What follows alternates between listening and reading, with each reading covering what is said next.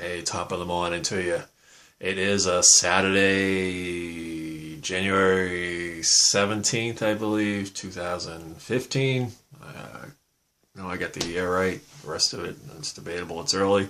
Early on a Saturday morning, I was working on my music page on my Facebook, and I had a friend who's in a band, and she had said, she had been waiting for Aerosmith, me to put Aerosmith. I get like a whole page of Aerosmith. I mean, not a whole page of it, but I got a lot of it on there. You gotta scroll. You gotta scroll down to the bottom.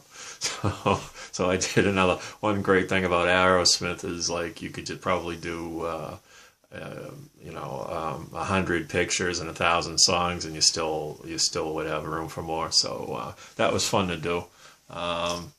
I have my music page. I got my sports page. I had the animal page, but that's I think I've retired that one.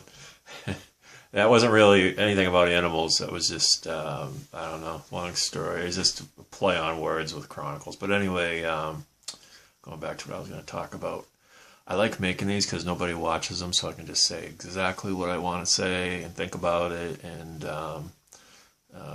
there's no pressure. So, oh, I know. Okay, so today we're going to talk about music and musical taste, and there's no accounting for taste, but I believe that your musical, obviously, what you grow up listening to is affected by the things that are around you, the elements that create your taste. I grew up.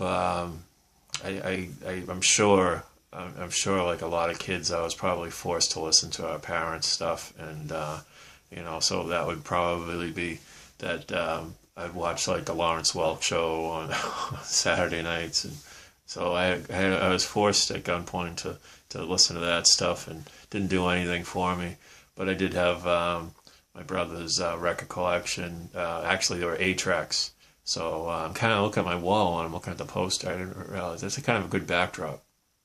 So I'm looking at, I got the Kinks, some old U2, Led Zeppelin, of course, are up there. And I guess I'm wearing a Ramones shirt. Wow, okay. So, and a Bruins cap. So there you go. Anyway, so I get a train of thought going here. So yeah, I know that. From the time I was a kid, when I didn't want to listen to Lawrence Welk or Sinatra and all that stuff, I'd come up to my room and put my big, huge headphones, almost like the ones I have now. Almost it's funny how everything's come full circle, but there were these big, long headphones, big, like bulky headphones, and big, like cord, and plugged into my 8-track player, and I'd listen to my brother's. Lou Reed and Velvet Underground, and what else did he have? Of course, Rolling Stones and the Kinks. What else? What else did he have? I don't know. All that 70s stuff, and so that's kind of what I liked. I liked anything that had an edge, and anything that was. I didn't, it was different from, what my mom was playing.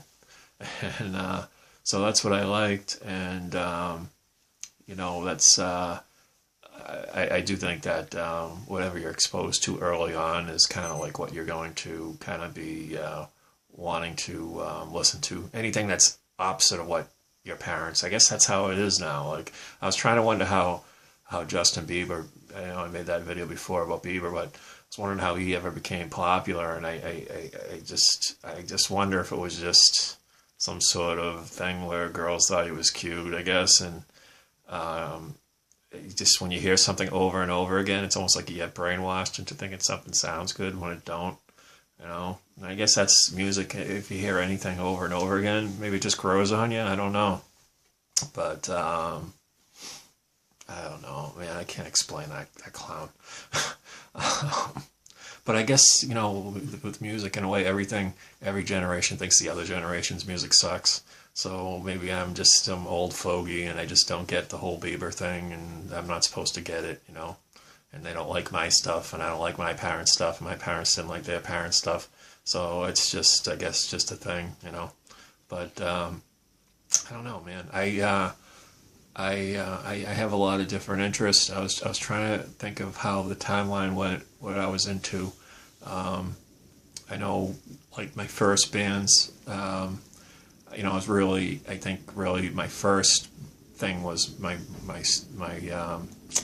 brother had a lot of my oldest brother had a lot of Rolling Stones records, so I'd always borrow his records and play them up here, and loved them. I didn't care for the Beatles. I just seemed, I'm still not really a huge Beatles fan, but you know, I still like the Stones. But I think that was the first band I was really, really into. Then I got into Led Zeppelin, and really loved them. Still love Led Zeppelin. Haven't really been listening too much of them lately, but you know, always room for Zeppelin. I like the Ramones. I'm not obsessed with the Ramones. You know, I like obviously I like the shirt and the logo. They were different, and you know, it just seems like every song sounds like every other all their other songs. I guess you can say that about any band, that way. But yeah, I liked that. U2, the beginning of U2, those first, say, up until Unforgettable Fire, Joshua Tree, that stuff, you know, that was really stuff that I really enjoyed. You know, of course, Guns N' Roses, I love them. I think that was after U2, probably around the same time, right? Mid 80s, whatever. Then what came after that? I guess Metallica. Well, that would be probably about the same generation. Metallica, Guns N' Roses, Soundgarden. I loved Soundgarden. And the great thing of when, you know, I got the job working at Boston Garden was I got to see a lot of these bands live and get paid for it. So so that was fun. You know, I got to see, of course, U2 a lot, and then I had friends, and we always went to shows. You know, we probably went to you know, 3 or 4 concerts a year, you know, mostly during the summer when it was nice out, and it was just an excuse to get out to Foxborough or Great Woods or wherever to tailgate and drain, you know. And the sad thing was, I really don't remember most of those shows. I went to a lot of shows, but by the time the show would start, it was just like, I just would be, yeah, so, but it was fun.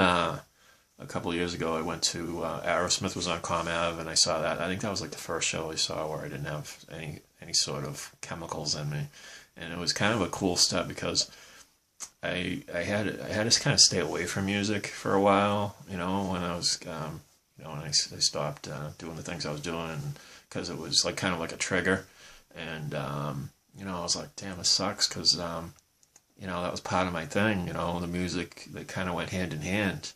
And I was like, oh God, and I couldn't. I really thought when I had stopped, you know, doing my thing, that you know, that I would have to go back to listen to Lawrence Welk, you know, because certainly Lawrence Welk wasn't a trigger for those things, but it was a trigger, maybe for slitting my wrist if I would listen to Lawrence Welk. So I couldn't do that.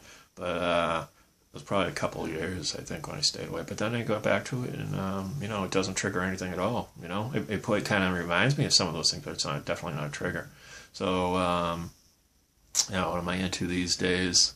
I don't know. I don't know any of the. I don't know really any of the new music too much. You know, I don't know. I know what I like, and I like what I know, and that's what I like. I do have a theory that people that you know, well-rounded music-wise, you know a lot of music are good people to know, and people that don't, that are into Bieber, I really don't want to know them. So, I mean, how else are you supposed to judge people, right? It's got to be music tastes, you know? So, you know, if you're into AC/DC, I forgot about them, it's AC/DC, Led Zeppelin, Aerosmith, Metallica, well, you're okay in my book. If you're into Bieber and I don't know, Barry Manilow, I don't know what to say. So, I don't know what else to say about that. So, guess I'm done here.